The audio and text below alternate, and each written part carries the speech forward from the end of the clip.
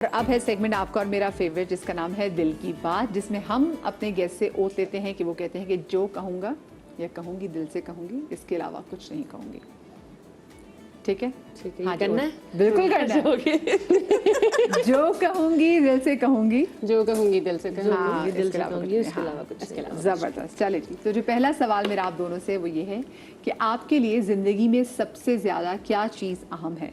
मोहब्बत, इज्जत या ज़हनी सुकून? तीनों नहीं हो सकते। एक तीनों चीज़ ही जो सबसे प्रायोरिटी पे जो आता है, मोहब्बत, इज्जत या ज़हनी सुकून? आई थिंक मोहब्बत और इज्जत अगर होते हैं तो ज़हनी सुकून होता है। So probably that peace. Peace. Yeah, I also think so. Peace and then अगर मुझे उसको रैंक करना हो then peace, respect and then love. Love. Yeah. सही। कभी ऐसा हुआ है कि आपने आउट ऑफ द वे जाके किसी के लिए कुछ काम किया हो, लेकिन बाद में उन्होंने आपसे कहा कि भाई मैंने तो नहीं कहा था, फिर ये कहा कि तुमने मेरे लिए किया क्या Of है? course, हर वक्त होता है ये तो बहुत सारी दफा होता है। ये तो काम पे भी होता है, फैमिली में भी होता है, बहुत सारी दफा बहुत होती है ये होता चीज़। Yeah. Please do. वो लोग जो बदतमीजी करके धोखा देकर सॉरी बोल देते हैं, आपको लगता है कि एक सॉरी सब कुछ ठीक कर सकता है? पहले आप बताएं।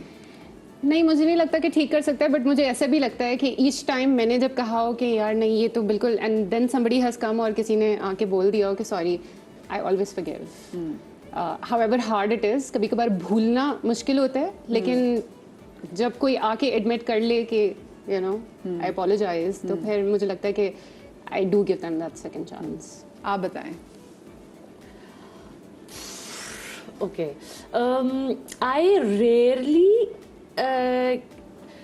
बहुत ऐसा कम होता है कि कोई आके पहले तो अपोलोजाइज करता है, बहुत रेयर होता है ये। अगर किसी ने कर दिया sure, but I don't think कि मैं वापस उसी पॉइंट पे जा सकती हूँ जिस पॉइंट पे मैं पहले थी, बिकॉज इट ऑलवेज मेरे साथ एक प्रॉब्लम है, अगर एक दफ़ा कुछ हो गया है ना, I just can't seem to forget it, so it's always there. हाँ, हम नॉर्मल टर्म्स पे दोबारा हो जाएंगे, but I will not be the same person as I was before. I think वो कौन सा लम्हा है जब आपको लगा कि ज़िंदगी इतनी आसान नहीं है, मुझे इसे आसान बनाना होगा? वो कोई ऐसा पर्टिकुलर टाइम या वाक़या?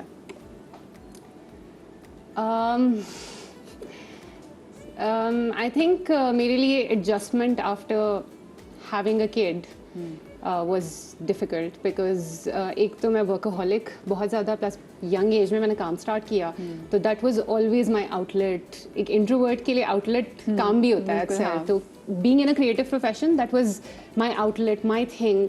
मुझे लगता है आपको अपने बच्चे के बाद अपने आप को रीडिस्कवर करना पड़ता है एक तरीके से, क्योंकि आप खुद कौन है वो आप थोड़े टाइम के लिए, specially for the first year, you sort of forget. So postpartum I think was the hardest for me, और मुझे लगा कि मुश्किल है थोड़ा सा, I have to figure out who I am and make it easy. Postpartum में से आपके लिए आसान था, कैसा था?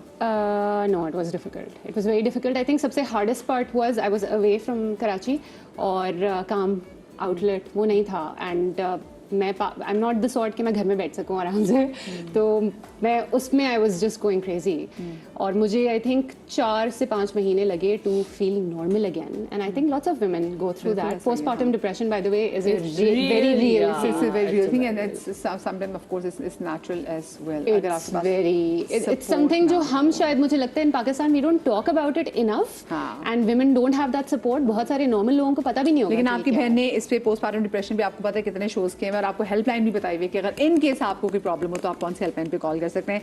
आप बताएं जी, आपको क्या लगता है कि वो ज़िंदगी का कौन सा ऐसा लम्हा था कि आपको लगा कि ज़िंदगी इतनी आसान नहीं है, मुझे आसान बनाना होगा? ये आई फील लाइक आपको ये रिमाइंडर्स बहुत ज़्यादा आते हैं थोड़े थोड़े सेटबैक्स के बाद। आपको ऐसा फील होता है कि अच्छा दिस इज़, जहाँ आपको लग रहा होता है आपके हिसाब से चीज़ नहीं हो रही, तो आप ये कहते हैं ना अच्छा ये मुश्किल है, चलो एक ऑल्टरनेटिव देखते हैं, ऑल्टरनेट रूट, डिफरेंट पर्सपेक्टिव। सो ये तो बहुत होता है कि अच्छा ये कोई ऐसा पर्टिकुलर वक्त अगर मैं पूछूं कि कौन सा था कि when I was in the industry and I was working a lot, and from मेरे लिए a lot was साल में एक project, साल में 2 project, बहुत ज़्यादा मैंने काम किया ही नहीं है. तो उसमें भी जब मुझे लगता था कि अच्छा मैंने sign कर लिया project, सब कुछ हो गया, and then later on के अच्छा किसी और reason की वजह से किसी और को मिल गया वो project, उस वक्त I think मैं उस period के लिए थोड़ा passionate हो गई थी about acting. तो तब मुझे लगता था कि अच्छा this is मतलब ये आसान नहीं है, but ठीक है अल्लाह मियाँ के ऊपर है जो भी है. लेकिन So, अक्सर जावेद शेख साहब ने एक बार आके बताया कि पूरी फिल्म उनकी स्टार्ट भी हो गई थी, लेकिन एंड में पता चला कि किसी ने रिप्लेस उनको कर लिया. आपके साथ वैसे कभी ऐसा हुआ कि बहुत सारी दफ़ा even until very recently, and it's always very hard. बिल्कुल मरियम ठीक कह रही है कि इट्स वेरी हार्ड. उस वक्त आप जितने भी अकॉम्प्लिश्ड हो, आपने पीछे जो कुछ किया हो ना, सब भूल जाता है. You experience impostor syndrome. Yeah. आपको थोड़ी देर के लिए लगता है कि like you probably don't know, you not good enough, and Yeah. You need that sort of internal validation also कि क्यों हुआ. तो बहुत I think for the life of an actor ये बहुत बड़ा एक तो फिर आपने कभी वैसे कभी कन्फ्रंट किया प्रोड्यूसर डायरेक्टर्स को कि भाई मुझसे बात अब हो गई थी और ठीक है मैंने तो ऑफ भी ले लिया, कोई point नहीं है ये मैं करने बहुत का. ज़्यादा कन्फ्रंटेशनल नहीं हूँ, but I think once or twice एक इतना बड़ा मुझे शॉकर मिला था. It was so last minute कि it took me a very long time to get out of it. तो मैंने उसके बाद 3 से 4 महीना I didn't sign another project because I was so shaken by it. I was so prepared for it. It was 1 day before shoot. तो वो that stayed with me. That stayed with me for a very long time, and मुझे समझ ही नहीं आया कि हुआ क्या. And it was the first one. सबसे पहली दफ़ा ऐसा हुआ था. Okay. So that stayed with me for a long time. और 3-4 महीना I didn't take up any project, and I just needed time to process के क्या हुआ है. I went into self-doubt. तो ये वाकई फिर आप दोबारा प्रोडक्शन टीम से आपने दोबारा फिर कभी काम किया? Incidentally, no. They offered me a lot of projects after that, but कभी until very recently also they did, but उसके बाद कभी I never worked with them. नहीं, आप बताएं. क्या यही बात है कि मतलब आपने कभी कन्फ्रंट किया जाके? नहीं, मुझे पॉइंट ही नहीं लगता कन्फ्रंट true. करने का. क्या पॉइंट है? वो कहेंगे ओ उनके पास अपनी कोई रीजनिंग होगी. Whereas see, और रीजनिंग में आप कोई जरा बुरा फील करवाएंगे कि नहीं एक्चुअली ना ये हो गया था, फलाना हो गया एंड था. ऑल्सो नहीं, एक तो सबसे जो वो आ जाता है ना कि यार आप हमारे बजट में नहीं आ रही थी, कैसे मतलब कैसे नहीं हो रहा था ऐसे आप इतने. But also I feel like that being on the production end also, I do production with my husband.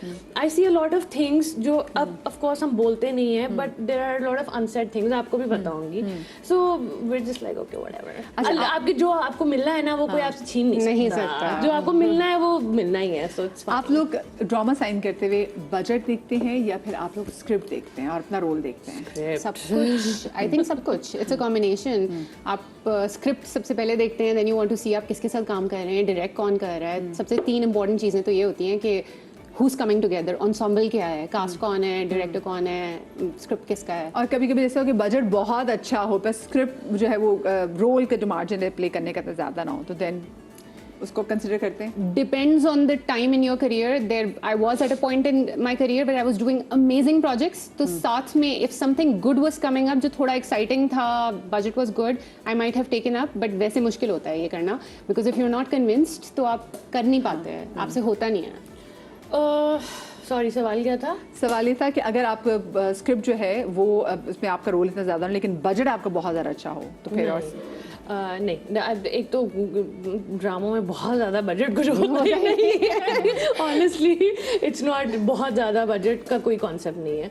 But having said ऐसा कमर्शियल्स में होता है. ऐसा कमर्शियल्स में होता है. You know commercial comes up जो बहुत. लेकिन अब ड्रामा इतना कमा रहे हैं, यूट्यूब पे चैनल से इतना कमा रहे हैं उसकी वो वजह से. एक्टर्स वो एक्टर्स नहीं कमा रहे. That's why we ask for royalties, right? हाँ, But बिल्कुल. again, having said that, पैसों वाइज नहीं, but आप मैंने तो हमेशा अपना मार्जिन देखा है.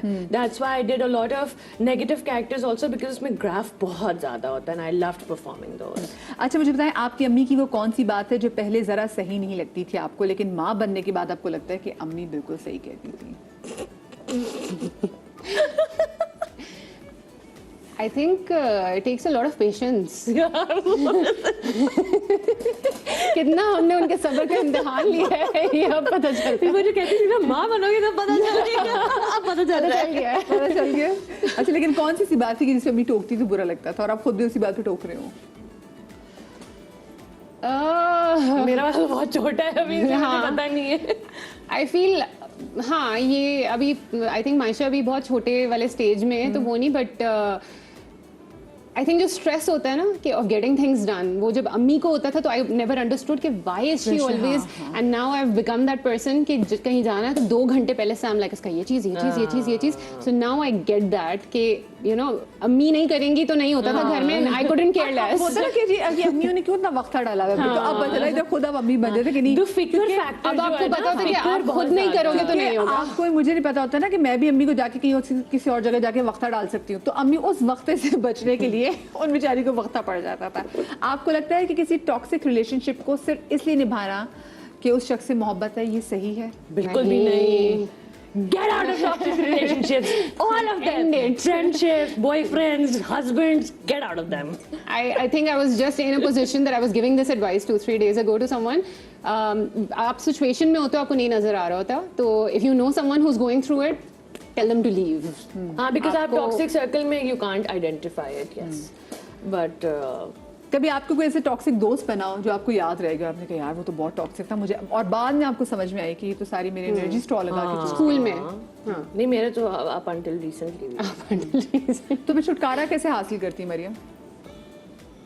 I may come off as a very पता नहीं cold person if I say this, लेकिन I am very good at kataifying people. If you're not bringing the same energy, you're not meeting me halfway, I will get rid of you. बहुत simple मेरा मंत्र है for the past 2-3 years I think, है ना। उससे पहले मैं बहुत ज़्यादा सौबी हो जाती थी, ये लोग मेरे बहुत वो कहते थे क्या रो रही है हर बात पे, but now I have developed that के। तो ये अकल शादी के बाद आई है? नहीं, शादी का कोई लेना देना नहीं। बंदे ने कहने कि भाई थोड़े से इंसान हाँ ना, थोड़ा सा अक्सर होता है ना कि अक्सर मियाँ भी आपको बड़ी समझदारी की बातें सिखाते हैं। अच्छा, आपको लगता है कार्मा एग्जिस्ट करता है? हेवीली मैं तो कहती हूँ अल्लाह ने आपको बाद में देखेंगे, अल्लाह के पहले दुनिया में दिखाएंगे आपको। तो कभी ऐसा आपकी जिंदगी में स्टेज आए कि कहीं पे आप एक्सपेक्ट कर रहे हो कि भाई इनके साथ अभी तक कार्मा क्यों नहीं आ रहा, फिर कार्मा हुआ, फिर कहते हैं पॉपकॉर्न लेके बैठ के देख रही हूँ कि अच्छा भाई उनके साथ कार्मा हो रहा है? बहुत सारी दफ़ा बहुत सारे ऐसे सिचुएशंस हुई हैं कि जहाँ बाद में खैर आप इंतज़ार ना भी कर रहे हो, बट ईयर्स लेटर आपको नज़र आया हो and you can always then say कि आई नो व्हाई। तो इस तरह की मैंने तो अभी रिसेंटली तो देखी है। I saw it after 2 decades. मेरे बचपन में कुछ होता था, उसका कार्मा मैंने अब देखा है शायद 1 साल पहले। अच्छा, कुछ लोग ऐसे होते हैं जो लोगों पे गुस्सा करते हैं, बहुत ज़्यादा गुस्सा करते हैं, फिर ये कहते हैं कि मेरा तो दिल साफ़ है।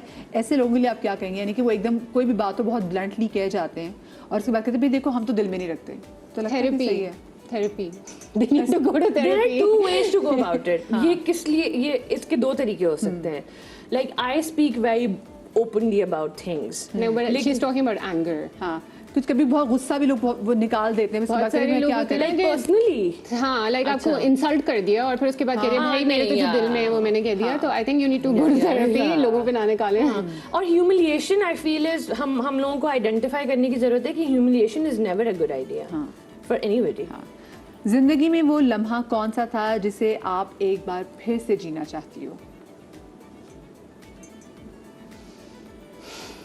बहुत जैसे एक बार फिर मुझे बहुत सारी चीज़ों पे ये लगता है, I think I could say it this way कि मैं I look back and I think कि मैं अगर अभी वो कर रही होती जो मैंने किया था या वेदर वर्क और समथिंग, तो I would approach it differently.